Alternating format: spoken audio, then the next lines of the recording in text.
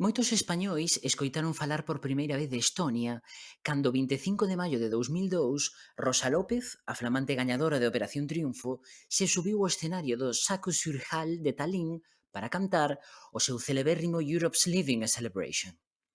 Case 13 millóns de persoas, un histórico 85,2% da audiencia española, presenciou ese momento no que, por primeira vez, unha república exsoviética celebraba o festival. Certamente Estonia é un país moi musical.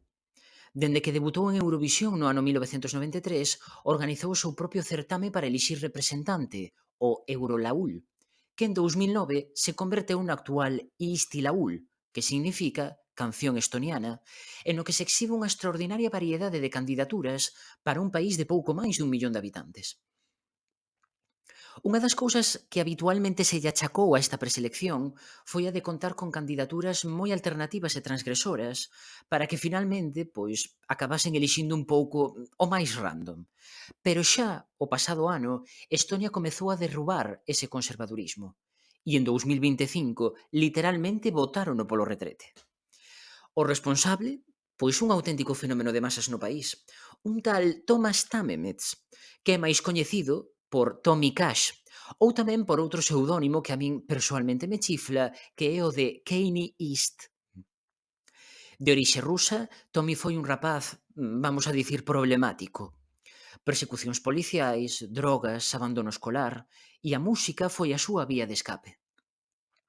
Dende 2014 publicou 2 álbums de estudo e numerosos singles, entre os que se atopan Passy Money With, It's Crazy It's Party, co finlandés Kari Ja, e United by Music, co representante dos Países Baixos expulsado o pasado ano, Joost Klein, no que literalmente din que se foda a Uer.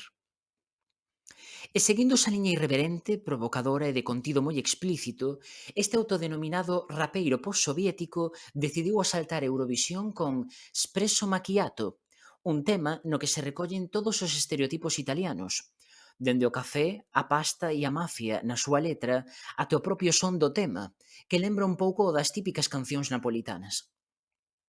Tras arrasar no Istilaul e lograr o billete a Basel, a Organización en Defensa dos Consumidores Italianos, Codacons, pediu a súa retirada do concurso por, cito textualmente, transmitir a mensaxe dunha poboación ligada á crime organizada. Fin de la cita, e por considerala tremendamente ofensiva, mentres acadaba, ao mesmo tempo, o número 1 do Daily Viral Songs de Spotify en Italia e o número 69, un número moi deste festival, na lista oficial de vendas.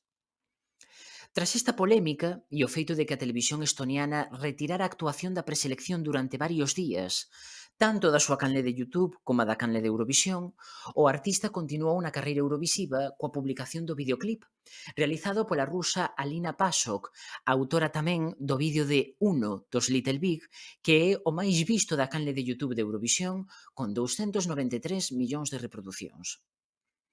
Café e cigarro.